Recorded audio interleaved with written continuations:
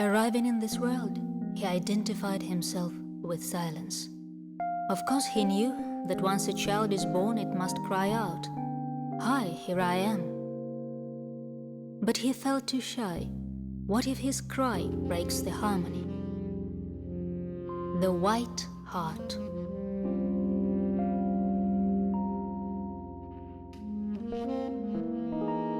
Or maybe already then, he knew that he would become an artist.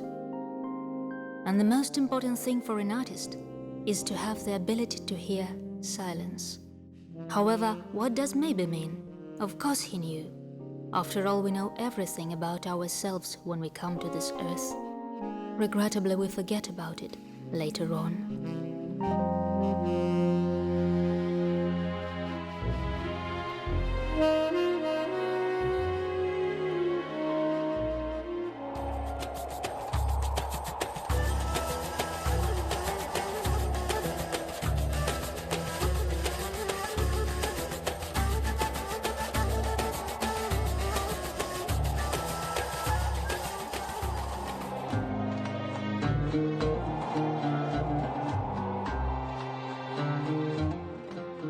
Regrettably as well, silence did not last long in Jamal's life.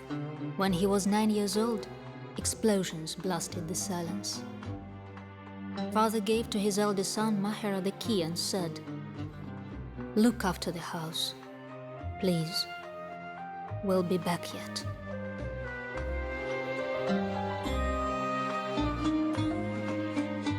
Maher was no more than 15 years old then. Father left their home, taking along the younger children. From that time on, bars haunted Jamal's life. Even when he had to live in big and beautiful cities, the bars of childhood gave his lingering memories no peace. Regrettably, the beauty surrounding us cannot always shut off the past.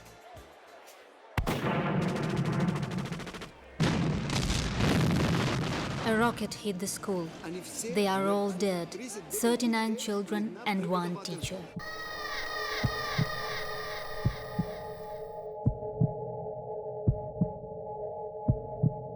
It all happened before Jamal's eyes when he had just turned 9, and foreign soldiers came to his native town of Azun. The grown-ups, after having wound a rope around the boy, lowered him through a hole in the roof of the destroyed school. The hole was too narrow for any grown-up to slip through, and Jamal agreed. Since then, no tears ever welled up in his eyes. The tears were left behind there, in the destroyed school. He walked around the classrooms and looked into the faces. What if someone was still alive and needed help? Overhead, the grown-ups were shouting something Jamal did not hear. He looked into fixedly staring eyes. Over there was the boy with whom he had a fight yesterday, and this girl he had taught to draw, and that boy asked to make a toy car for him. Jamal had no time to make it. When he was pulled up, he had the same fixedly staring eyes as of those below.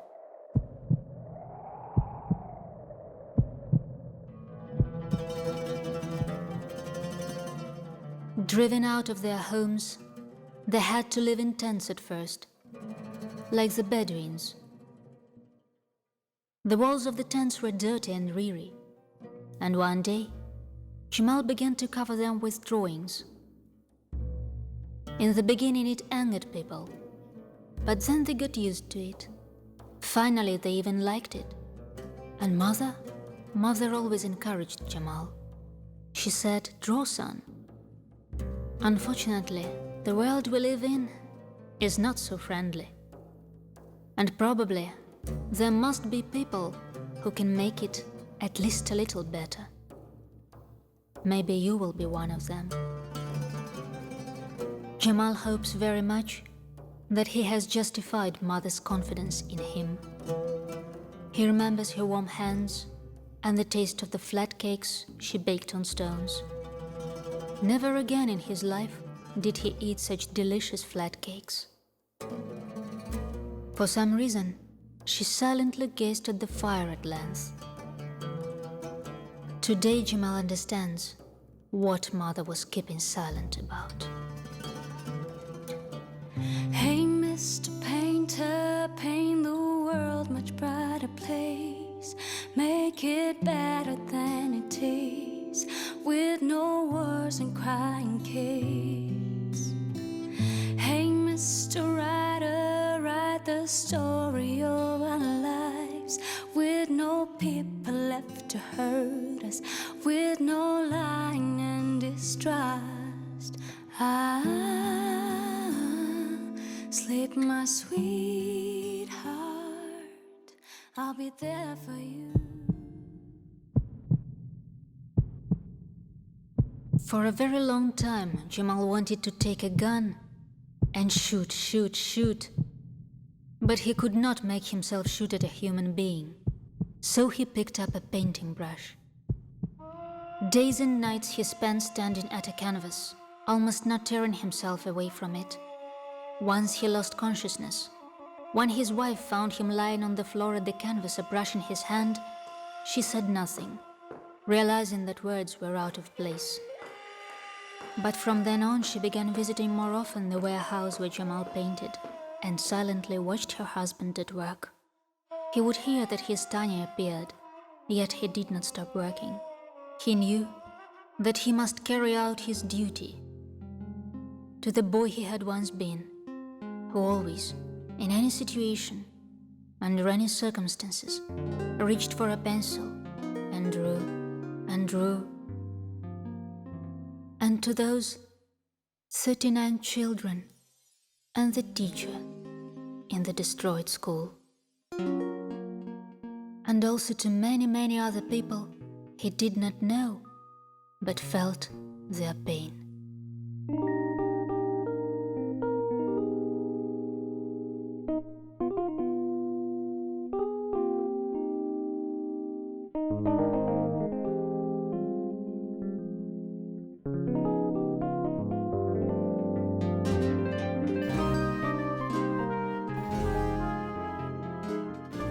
At times this pain became unbearable. At such moments, he stopped working and called to mind his dear Palestine.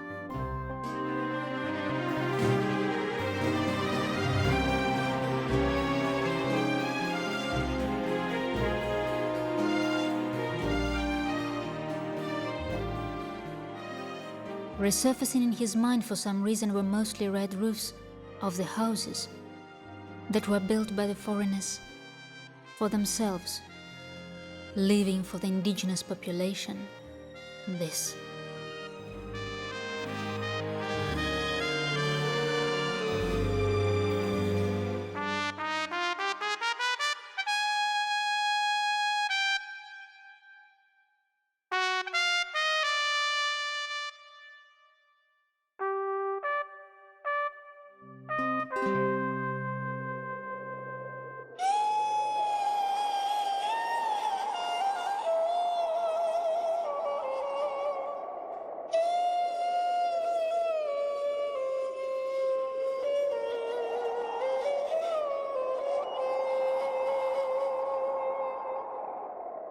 That girl was called Ruhaya. She wept bitterly on learning that Jamal, as the best pupil, was sent to study in Europe, and gave him a flower as a present. Jamal put it in a book between the pages. Many years passed. The flower dried up, becoming incredibly thin, shining, transparent, and almost invisible. And Jamal already did not know whether it had happened in his life or not. Or it might have been his copious imagination of an artist that created this image of a girl with beautiful long hair who was called Ruhaya. Once Jamal played football with the boys. The ball was sturdy, taut. It bounced easily and merrily off the ground. Everything was just fine. But then Jamal sat on the ball, and suddenly it flattened, so suddenly, so unexpectedly, It shouldn't have happened that way. But it did.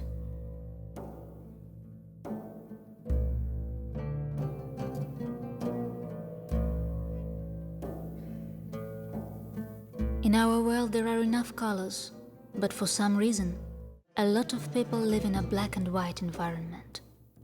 Everyone desires tenderness, but when reaching out for another, we come upon thorns in the majority of cases. People want to adorn the earth with flowers, but they are allotted a patch of desert and are bound to be grateful for it.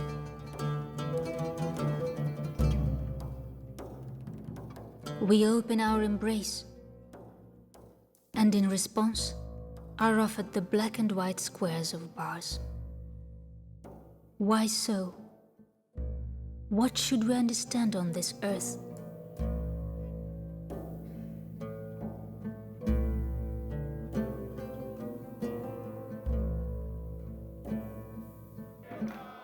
Jamal knows absolutely for sure that lots of Palestinians do not want to wage any wars. They want to love and bear children and live in a world of tranquility and peace. If people intend to fight, they will not be creating families. Weddings are held with a view to a life of peace, a long life of peace.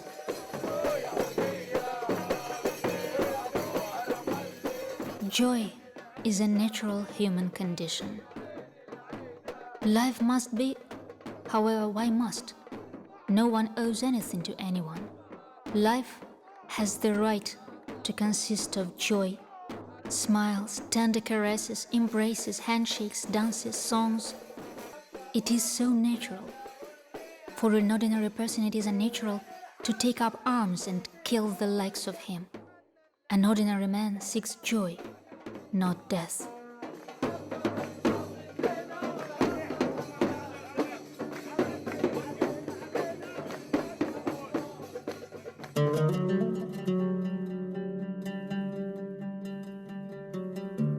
When still a child, Jamal wanted to build a huge, beautiful house for his family, and also a temple that would be visited by people of different confessions to pray in it.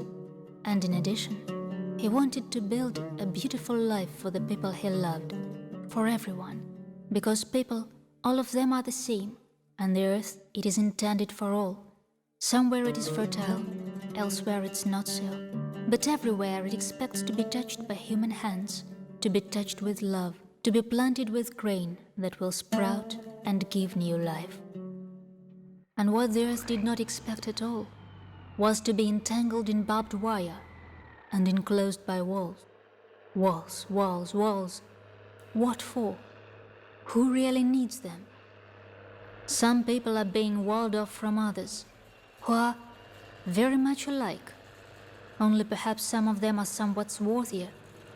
Others have curlier hair. That's all the difference. That's how they go on living, walled off from one another. Some are afraid, and that's why they become wicked.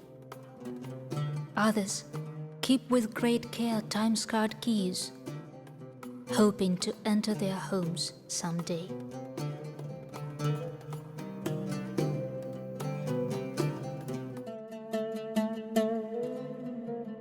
This old man is 102 years of age, and he still continues to hope.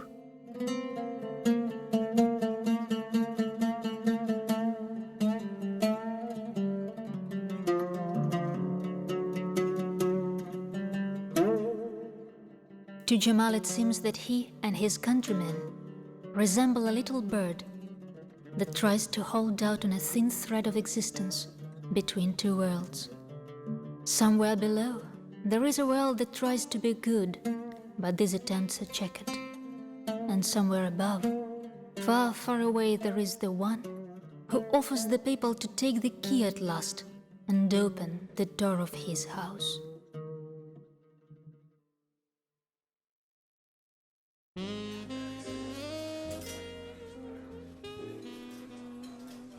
Jamal is firmly convinced that it will happen sooner or later. And the keys, kept with such great care in the most secluded nooks, can be easily pushed into the keyholes. turned once or twice, and the doors will open wide. And with bated breaths, trying to calm the hammering beat of their hearts, after so many years, the sacred thresholds will be crossed by 8 million Palestinians who are made to wander about the world, having been denied the opportunity to live in their own land. It goes without saying that other countries have been hospitably receiving them, and after having lived some time elsewhere, they begin to love Ukraine, Russia, the United States, Europe. But when they get together, they recall their home. They have one home. It has always been, is now, and will be forever. There cannot be many homes. The real, dear home will always be one.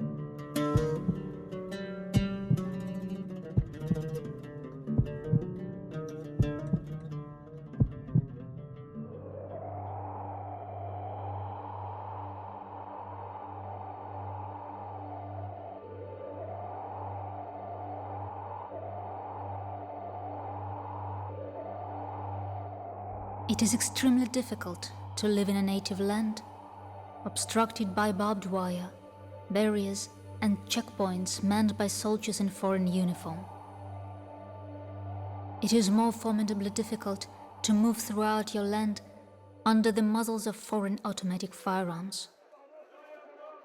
But for all that, the people of Palestine try to live and enjoy life, and hospitably grant joy to others.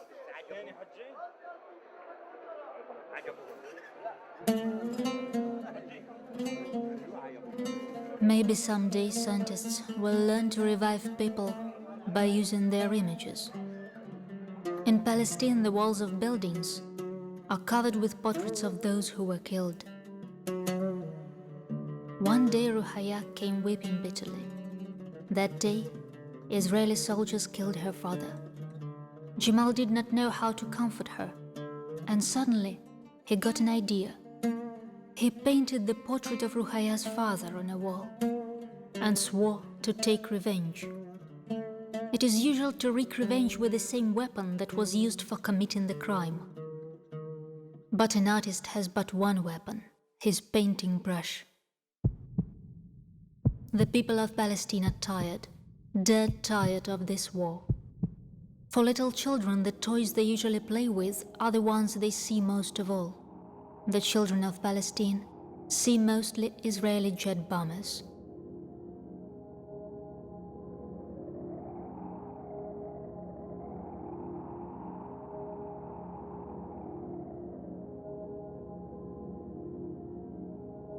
Can Palestine really cut its way out of this vicious circle? Or will the endless walls and barbed wire strangle Palestine once and for all? Who will be the better off?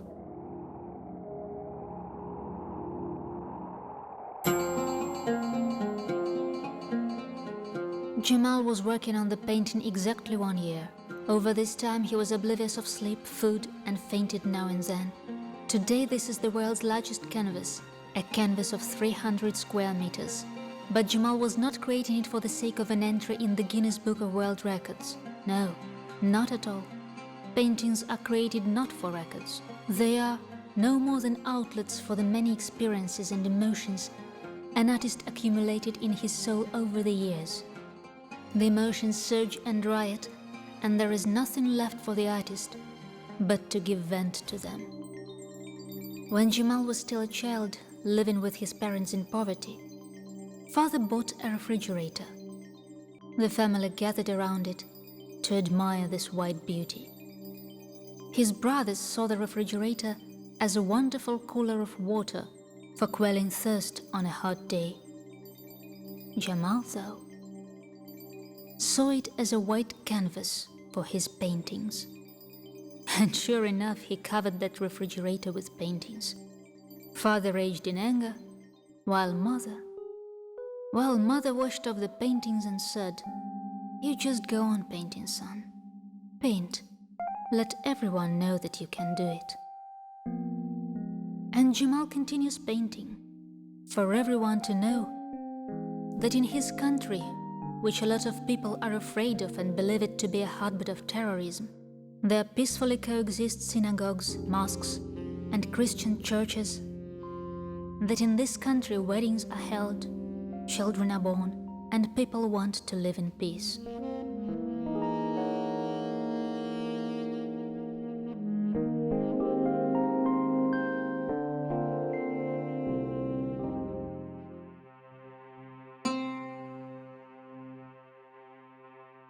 That in one of the Eastern Orthodox churches there is a well, Jacob's spring, sunk over 1,000 years ago, and it yields delicious water. One day wicked men burst into the church and killed a monk, Philemonus Casaris by name. They chopped his body into little pieces and scattered them throughout the church. What for? What for did these very same people shoot monk Justinus 15 times? What for? Palestinian teachers take children to this church and tell them about Christianity and permit them to drink the water from Jacob's spring. The children call it the spring of Jacobus from force of long existing habit. And what's the difference?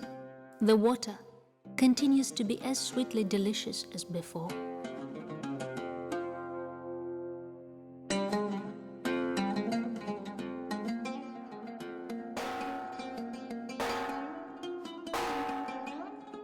And this bell that was cast in Russia is also in an Eastern Orthodox church on the territory of Palestine.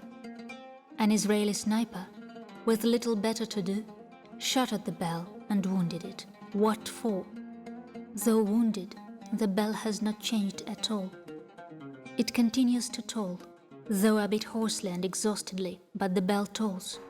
For whom does it toll? One wise man said that there is but one religion, love. There is but one nation, the human being. There is but one God, and He is intended for all. This is exactly the message of Jamal's painting. In the plurality, one, he titled it. In the painting, everyone is together, everyone is side by side, and all drink the water from one spring. The earth is actually very small. It only has a large heart, but as a planet it is small, and it is one for all. If anyone would want to poison the water in the well, it would spell death for all, because the well is one for all.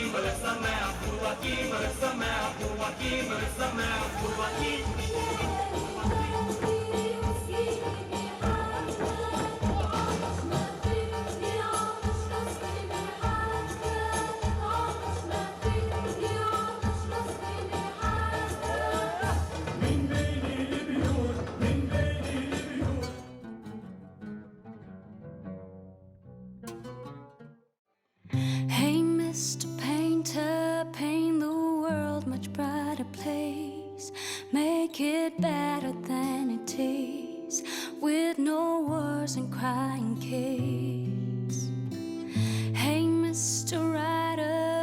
write the story of our lives, with no people left to hurt us, with no lying and distrust. Sleep, my sweetheart, I'll be there for you, I'll be there for you.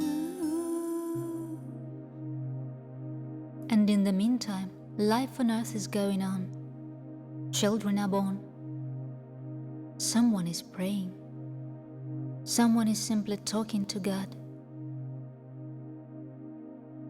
Someone else is wailing at one of the walls on our planet. Or perhaps he is begging forgiveness. Whose forgiveness? For what? And will those whom he begs forgive him?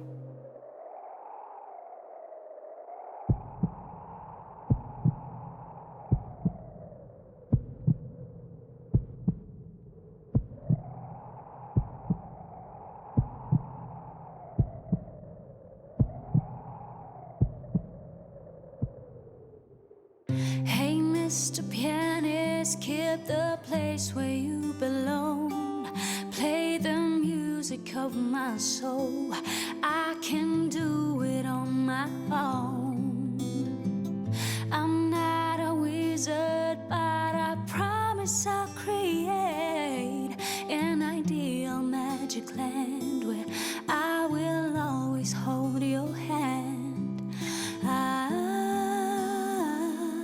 Sleep, my sweetheart.